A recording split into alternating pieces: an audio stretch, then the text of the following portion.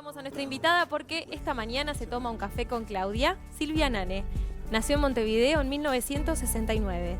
Es senadora por el Frente Amplio, analista en sistemas y experta en el control de calidad de software. Considera que la política es una herramienta de cambio. Bueno, le damos la bienvenida y los buenos días a Silvia. Gracias por haber aceptado la invitación. Un gusto, ¿no? por favor. De empresaria exitosa del software a la política y senadora de la República. Un camino. Capaz que como tantos otros, pero bueno, fue el que me tocó a mí. Ahí va, pero si bien vos contás que desde chiquita te interesó la política, sin embargo seguiste una carrera totalmente diferente, ¿no? Sí, seguí una carrera totalmente diferente y en su momento, digamos, con un objetivo absolutamente utilitario, que era, Silvia, tenés que hacer algo en el que puedas trabajar prontamente. Lo hice y de hecho descubrí parte de mi vocación allí después de un tiempo.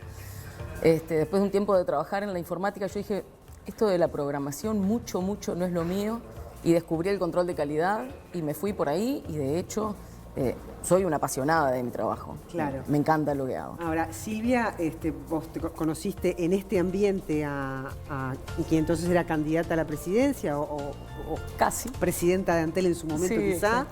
sí. Se conocieron como empresarias. Y ahí es que empezás a recorrer este camino, que se refuerza el vínculo. Vamos a decir que Silvia primero fue suplente en el Senado, era la suplente en el Senado. Exacto. De Carolina Cose, y al asumir Carolina Cose la intendencia, quedaste ahí como titular. ¿Cómo es que se empieza, cómo es que se conocen y cómo es que vos te relacionás con Cose y se hacen amigas? Y de ahí surge todo este nuevo trayecto, ¿no? Bueno, sí, ese podría llegar a ser el resumen. Yo la conocí a Carolina, yo fui miembro de la directiva de la CUTI, la Cámara Uruguaya de Tecnologías de la Información, durante 2 periodos, los 2 anteriores a este que está corriendo, y allí la conocí a Carolina preparando las misiones de negocios a San Francisco, creo que fue. Con Carolina compartimos esa pasión por el hacer, por la cosa ejecutiva. Digamos que tuvimos como una conexión en ese sentido y después fue coincidiendo en varias de las oportunidades, descubrimos que podíamos hacer cosas juntas y cuando surgió la posibilidad de la precandidatura de Carolina, ahí decidí apoyar en forma mucho más militante y mucho más activa esa precandidatura y bueno, y a partir de ahí después me integré al comando de campaña y acá estamos. Claro, ¿y cuáles son los propósitos que tenés ahora desde tu rol de parlamentaria, ¿no? ¿Qué objetivos te trazás? Una mujer que se reconoce feminista, defensora de los derechos de la mujer, desde esa perspectiva, es decir, ¿cuáles son los objetivos que pretendés cumplir como parlamentaria? Bueno, ahí tenemos varias, mira, justamente en estos días, trabajando un poco con el equipo en armar como un mapa de ruta para el año que viene, que sea como un mapa de ruta, ¿no? Por los temas que nos gustaría tocar y donde nos gustaría hacer énfasis. Eso también está bastante marcado por la pertenencia a las comisiones, ¿no? Ustedes saben que el trabajo parlamentario, si bien uno va al plenario y habla y hace todas esas exposiciones y demás, el trabajo real, digamos, del Parlamento está en las comisiones. Yo formo parte de las mismas comisiones que teníamos, que tenía Carolina, en la Comisión de Industria, en la Comisión de Derechos Humanos, la Comisión de Educación, la Comisión de Transporte. Siempre me falta alguna. Siempre me falta alguna. Son 6, pero siempre me falta alguna. Y en esa tónica vamos como ir adecuando el mapa de ruta. Si tuviese que elegir un eje, a mí me parece que hay 2 ejes transversales, fundamentales. Uno de ellos es el de que hay que ponerle una mirada de juventud y de niñez a casi todas las cosas que se tratan en el Parlamento. Me parece que es una mirada que está faltando. La medida transversal del feminismo es una medida que de alguna manera, una mirada que hemos podido ir trazando y que tenemos la alerta de que tenemos que trazarla. Pero la mirada, me parece que respecto a la mirada de los jóvenes, de los niños, ahí nos falta un camino por recorrer y me interesaría muchísimo recorrer ese camino. Más allá que los temas de futuro, de tecnología son inherentes, pero justamente tratar de que esa visión, esa construcción de futuro, de ciudadanía del futuro, de derechos, sea también con la perspectiva esa que me parece que está bastante... Ahora que mencionas la tecnología, también la gestión COSE va a estar marcada por un crecimiento en tecnologizar la la gestión, ¿no? Sí. En ese contexto está todo el debate de la robótica y de la inteligencia artificial y de los algoritmos. Vos como experta, ¿no?, en esa área, ¿no te da un poco de miedo el avance de esa tecnología cuando uno piensa en fuentes de trabajo que de repente se sustituyen, ¿no? Te doy un ejemplo. La gente del peaje ahora, que el otro día hizo una movilización, Sí, estuve. porque ahora, bueno, no sé qué van a hacer con esos empleados, forman parte del gremio de la construcción, pero son puestos de trabajo que se pierden. Desde ese punto de vista, es decir, ¿qué proyección le ves? ¿Cuáles son los riesgos que puede implicar para el Uruguay, ¿no?, el advenimiento de estas tecnologías de inteligencia artificial? Yo creo que sí es verdad la cuestión de los riesgos, pero yo soy de la idea de que hay que involucrar otra perspectiva, que es la perspectiva del humanismo, de la tecnología con vistas en el humanismo. ¿Cómo es esto? No sé si todos vieron el movimiento de Technology for Humanity que está... Si vieron el documental ese de Netflix que se llama El dilema de las redes sociales. Sí, lo hemos visto, sí. Bueno, es ese movimiento que pretende, digamos, humanizar el avance de la tecnología. Para mí es un movimiento que incluso tiene que generar muchas fuentes de trabajo. Hay una oportunidad enorme de reconversión laboral allí. Y se lo voy a plantear por ejemplo, desde lo que es mi ámbito de trabajo, desde el control de calidad de software. Hay controles de calidad que ya no tienen que ver solamente con si un programa funciona bien o no funciona bien, sino que tienen que empezar a tornarse en cómo afecta esto a nuestra vida en comunidad, a nuestra vida en sociedad y a nuestro propio ser desde lo más humano, ¿verdad? Nosotros estamos trabajando en algunos proyectos de esos. Entiendo que también vamos a tener que trabajar fuertemente en algún tipo de regulación legal frente a la incorporación de la tecnología. Y creo que tenemos una gran responsabilidad y ahí me refiero más que nada al Estado, a promover la reconversión laboral hacia otras áreas. Porque yo puedo decir, a mí me preocupan los algoritmos, pero a mí en realidad me preocupan los algoritmos que no sé lo que hacen.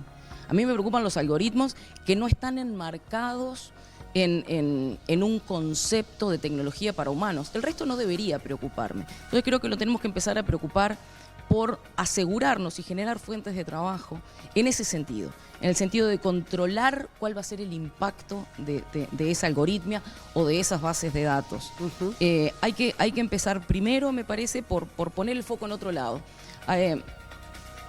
La informática o la tecnología muchas veces arranca por solucionar, por ejemplo, a nivel del Estado, a solucionar trámites, a solucionar procesos que son automatizables. Pero el siguiente paso tiene que ser que eso se centre en la persona, que eso se centre en nuestra construcción como persona. Y creo que estamos en condiciones de dar ese paso. Está muy bien. Bueno, así como la escuchan a Silvia en este manejo que tiene sobre, bueno, su expertise, es una mujer que la ha luchado mucho desde muy chiquilina, porque perdió a su papá cuando era jovencita. Vivían en Colonia, se vinieron con yo un poco un resumen familiar flash, sí. Si vos cualquier cosa me corregís, se vinieron para acá con su mamá, con su otra hermana que también tuvo un problema de salud complicado. Cuando fallece tu papá, acá, como decía, eras muy chiquilina, tu madre tuvo que tomar las riendas de la familia, sin embargo, hay un cuento que realmente me pareció lindo, que su madre con todo el sacrificio, ¿no?, porque limpiaba casas ahí en zonas balnearias, le pagó la carrera por adelantado y le dijo, bueno, ahora no pierdas nada, ahora tenés que, ¿no?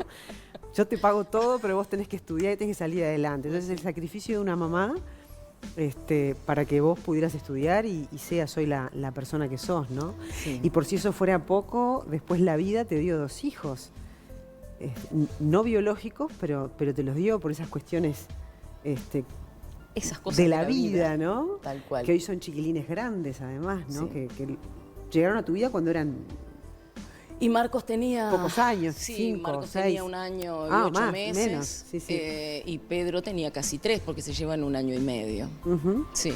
Y ahora son 2 preciosos varones enormes que deben estar en alguna foto por ahí. Sí, pero bueno, qué valiente el haber tomado esa opción para ejercer la maternidad. Bueno, yo nunca supe exactamente son 2 si fue una hermanos, opción. ¿no? Son 2 hermanos, Marcos y Pedro. Nunca, ahí están. ahí están de chiquitos. Sí, no sé si fue una opción. Yo no sé si hay una cosa tan de opción cuando esas cosas pasan, ¿no? Pero bueno, creo que fue una opción de los tres, además. De hecho, ¿no? Que nos elegimos. Y hoy realmente son, además de ser preciosos, son dos personas maravillosas, solidarias. Son dos gurises divinos, divinos, divinos. Y sí, mi papá falleció a sus 42 años. Yo tenía 11 y mamá tenía 39. Y Laura en ese momento, mi hermana, tenía 9. Y fue un momento de que todo lo que parecía estar, digamos, consolidado como familia tuvo como un vuelco, ¿verdad? Porque Laura, mi hermana, tuvo una meningitis a los 3 meses y quedó con una secuela grande de parálisis cerebral. Llegó un momento que Colonia no era suficiente en cuanto a los servicios médicos, no eran los mismos tiempos que ahora. Yo tengo 51 años, esto fue hace 40. Y ahí mis papás decidieron venirse para acá. Eso fue en el 80 y pico. Yo hice quinto y sexto de escuela acá en la Escuela Grecia. Y en ese momento nos vinimos para acá y al año creo que falleció papá, una cosa así. Y mamá estuvo intentando, bueno, salir a flote de la forma en la que se podía. Mamá es docente de UTU, de economía doméstica, una piamontesa férrea, absolutamente. Y ahí más o menos la sacó. Yo empecé a trabajar también al poquito tiempo en una librería. Y después de un tiempo, Laura ya fue para el Hogar Sarandí en Colonia Valdense. Mi mamá es parte de la comunidad valdense.